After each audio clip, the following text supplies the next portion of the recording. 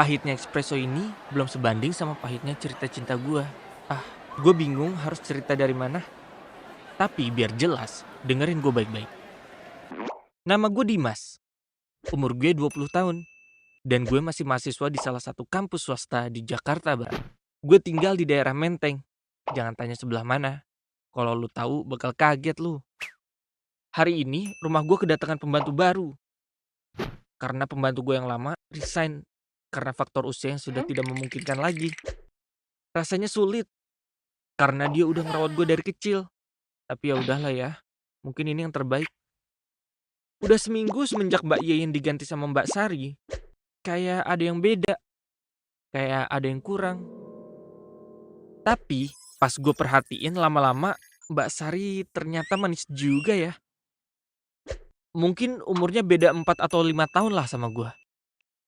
Seperti biasanya, gue selalu bangun lebih pagi buat stretching tipis-tipis biar badan gue seger.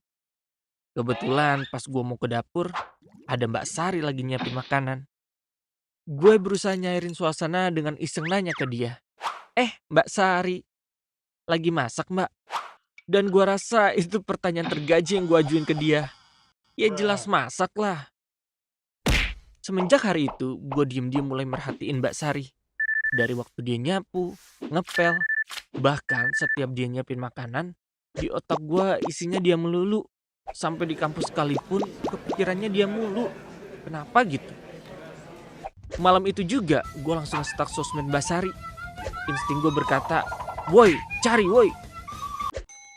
Ya meskipun dia dari kampung, minimal punyalah ya akun IG. Gue cari dah tuh nama lengkapnya di IG dengan jari terampil gue. Tapi gak ketemu-ketemu. Tiba-tiba gue baru inget kalau dia masuk di grup WhatsApp keluarga. Set. Gue save tuh nomor. Buat mastiin itu nomor WA dia, gue buka foto profilnya. Dan fotonya alay banget. Agak gregetan pas liatnya. Padahal dia tuh aslinya cantik. Ya cuma gak tahu gaya aja kali ya. Gue tanpa mikir panjang terus ngechat. Ternyata dia lagi on. Terus ada keterangan typing gitu. Asli gue deg-degan. Terus nongol tulisan, maaf ini siapa ya? Dan gue baru sadar kalau foto profil gue tuh pakai foto motor kesayangan gue. Oh ini Mas Dimas toh. Ada apa mas? Kata dia. Nah dari situ gue mulai PDKT-in doi. Terus lama-kelamaan kita saling curhat dan ngobrolin hal-hal seru. Jujur gue ngerasa agak aneh. Tapi di lain sisi seneng juga sih. Abis Mbak Sari cantik. Semenjak itu kalau mama papa belum balik kerja, gue sempet-sempetin tuh ngobrol sama dia. Tiba-tiba di tengah obrolan dia nanya ke gue. Kenapa akhir-akhir ini gue sering ngajak ngobrol dia. Gue bingung harus jawab apaan. Suasana mendadak hening. Terus dia bilang gini ke gue. Saya takut diomelin bapak sama ibu kalau kita terlalu deket. Cep. Waduh, gue bingung. Nekat di saat itu juga gue utarain perasaan gue ke Mbak Sari. Gue pegang tangan dia erat. Gue tatap kedua matanya. Lalu pelan-pelan gue yakinin Mbak Sari kalau gue jatuh cinta sama dia. Sontak dia kaget dan ngelepas tangan gue. Lalu dia pergi ke kamarnya dan ninggalin gue. Yah, kayaknya gue salah langkah deh. Mungkin juga ini hal yang tabu kali ya. Akhirnya gue memilih untuk pasrah. Sehari setelah kejadian itu, tepatnya hari Minggu, Mbak Sari nge-WA gue. Dan dia ngajak gue keluar karena mau ngomong sesuatu. Akhirnya kita pergi untuk pertama kalinya. Siang itu dia kelihatan beda banget. Cantik. Gak kelihatan norak sama sekali. Kita pergi ke sebuah coffee shop. Disitulah Mbak Sari mengutarakan perasaannya. Dia bilang kalau sebenarnya dia mau sama gue. Tapi di lain sisi dia takut.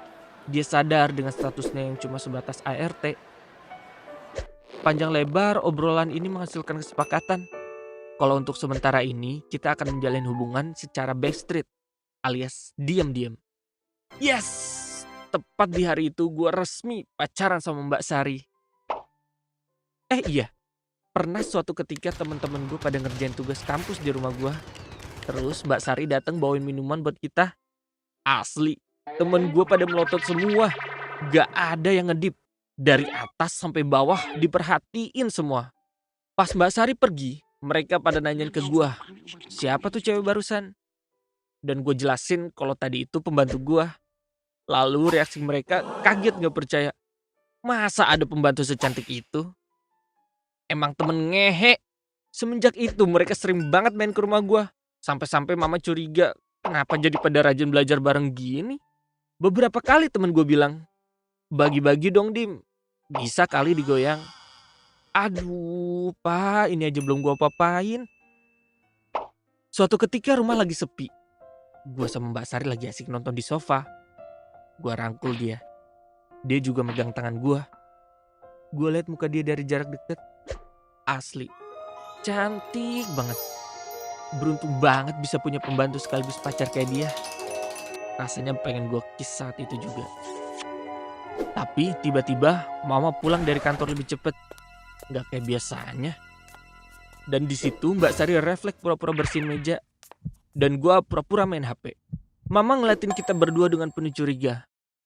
Karena awkward, gue cabut ke kamar. Dalam hati gue, duh, aman gak ya? Takut mama ngeliat gue berduaan tadi. Hal ini bikin gue kepikiran melulu. Terus malam itu juga mama manggil Mbak Sari buat ke kamarnya. Gak tahu deh mau ngomongin apa. Besoknya Mbak Sari pamitan sama gue. Dia resign dari kerjaan di sini. Loh, kenapa? Dia cuma jelasin kalau dia mau cari kerjaan yang lebih layak.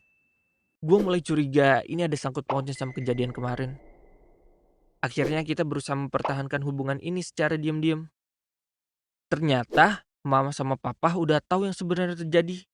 Dan mereka menentang keras hubungan kita. Karena mereka menilai ini aib buat keluarga kita. Tapi gue gak peduli. Toh sekarang Mbak Sari kerja sebagai front office di perusahaan ekspedisi di Tangerang.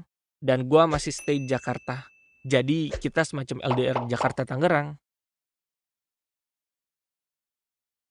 Nah, begitulah cerita cinta gue. Ya gimana ya? Cinta kadang ngebuat orang jadi buta. Semoga kalian bisa ambil hikmahnya aja ya. Cinta bisa datang dari mana aja.